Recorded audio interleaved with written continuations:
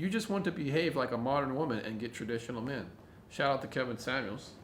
I mean, I don't always support the guy, but that's a good one. Women want to get a traditional man, but they want to behave untraditionally. But I'll go a step further. A queen does not challenge the authority of a king. A queen does not emasculate a man. A queen does not emasculate a king and challenge his authority in public or in front of the children.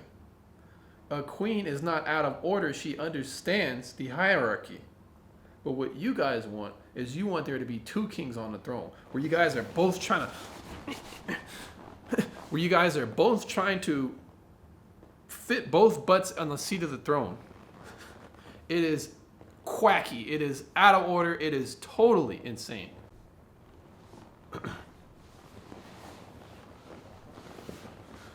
Are you so independent that no man takes you serious? Are you so strong that you only attract weak men? Are you so confident that you tend to attract men who are highly insecure? Well, you probably have too much girl power. So let's look at the definition. What is girl power? Right out of Google. Girl power is a slogan that encourages and celebrates women's empowerment, independence, confidence, and strength. Wow, what a coincidence. This video is mainly to show women a different way to live, or at least behave, as to attract just somebody decent. But apparently you guys are having problems finding men. Well, first off, I'm going to bring that quote up that I brought last video by Paul Kangor when in the book titled The Devil and Karl Marx, because this Marxist stuff is got into different communities and it's gotten into different women's brains, and it is the cause as to which there's so much pain and suffering and destabilization going on in a lot of societies. The Devil and Karl Marx exposes the teeth and the fangs of this beast, this dragon called feminism. Obviously, it was started by Marxism, but one of Marxism's most evil inventions is feminism. And I'm going to show you just how much it has had an impact on our society. But I'm just going to read the little piece that Kate Millett said in Paul Kangor's book. Why are we here today, she asked. To make revolution, they answered. What kind of revolution, she replied. The cultural revolution, they chanted. And how do we make cultural revolution, she demanded. By destroying the American family, they answered. How do we destroy the family, she came back. By destroying the American patriarch, they cried endurantly. And how do we destroy the American patriarch, she replied. By taking away his power. How do we do that? By destroying monogamy, they shouted. How can we destroy monogamy? By promoting promiscuity, eroticism, prostitution, and homosexuality, they resounded. Now, why do they want to destroy monogamy? Because it's the only thing that holds the government. How have they destroyed monogamy in the West? Well, let's start with girl power.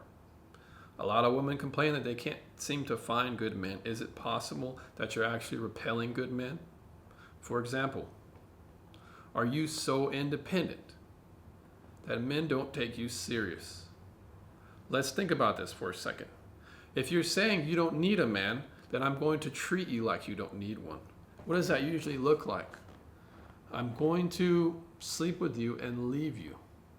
You don't need me, right? But what's the opposite? The opposite is I'm going to be serious about my relationships. I'm only going to want to get in bed with somebody that I'm married to. That was how it was in the past. It was, I'm going to remain chaste until I find the man to marry me. But instead, women get into this cycle of being passed around by men until maybe one day you'll find someone. But it's no wonder why no man wants to take you serious, because you're saying you don't need him. He's only going to treat you like that. What about being strong? Why does it seem like strong women only attract weak men? It's because when a man sees a strong woman, he sees headache. He does not see strength. He sees nuisance. He does not see strength. He sees chaos, the opposite of peace. Doesn't see strength. He sees someone who is hard-headed, who wants to beg to differ, who always wants to challenge his natural role as a leader. Men do not want to challenge other overly competitive women. The only man that will be with a strong woman is a man who is weak. There is no point in falling in love with somebody you have to constantly fight. Do you not understand? Only following men want to go with leading women. Women who are always trying to take charge and initiation. These men will love to be with these women. Is it any coincidence why women are always complaining about how they don't want to raise men? I don't want to raise no man. I don't want to birth no man. Well, it's because it's all you're attracting, because it's all you are. All you are is a woman who is masculine. It is only natural that you're going to attract feminine men. Once again, I'm so confident, right? I put all this makeup on, right? I make my clothes so tight that I'm peacocking, right? We all know the story of that man who's so rich. He seemingly has to peacock to other people to overly compensate for his lack of other skills and virtues. He has to lead with his wallet. It's the only way he feels secure is when he's overcompensating, always expressing how much he's made, how high in a position he's got in his job, his degree, his salary. He's always peacocking. What about this woman who's always so confident, right? She got to fake how she looks, right? She's got to wear the tightest clothes, right? She's got to make sure everybody has to see her, right? And yet she's doing it for herself. She's got to make sure that the only way she feels good about herself is when she is viewed as a sexual object. She wants to say, oh, y'all shouldn't sexualize me. I only want the certain men that I want to sexualize me to sexualize me. I'm only going to laugh and giggle at the compliments of men that are coming from men that I like. But when those ugly men do it, oh, you're a creep. Men know subconsciously that your confidence is peacocking. We know that there's something kind of off with that, whether it's a level of insecurity or past trauma. There's something weird with a woman who always has to compensate for her qualities. She's always putting it at the forefront. What are you advertising for?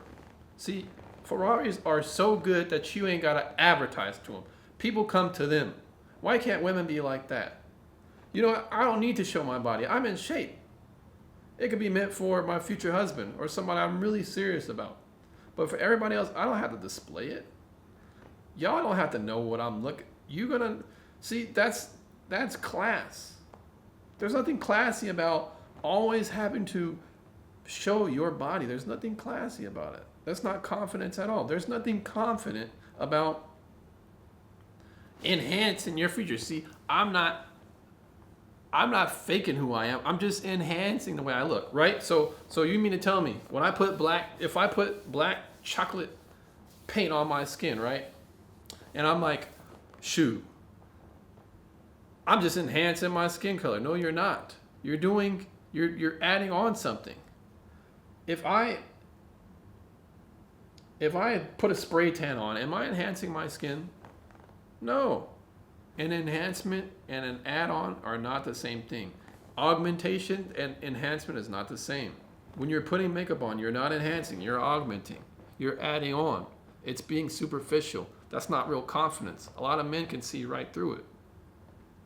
You're so strong that you attract weak men, right?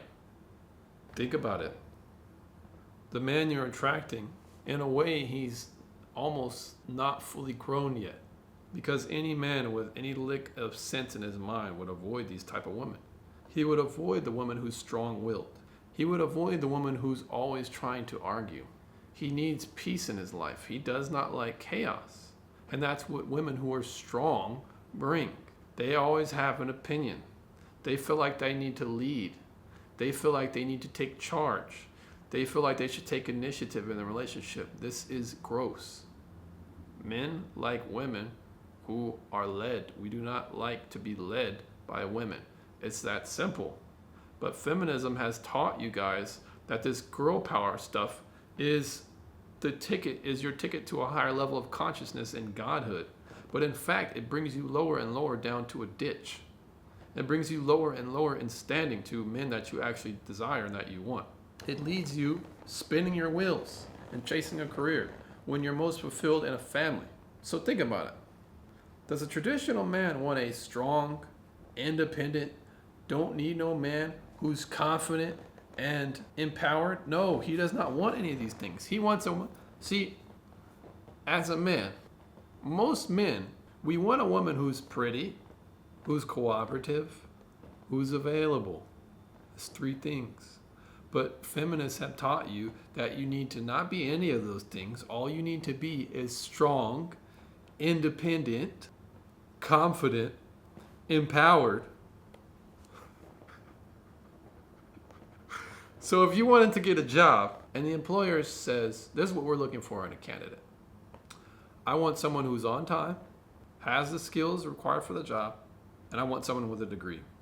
You go into the job interview and you say this: I have none of those things, but what I do have is I'm really good at being on time.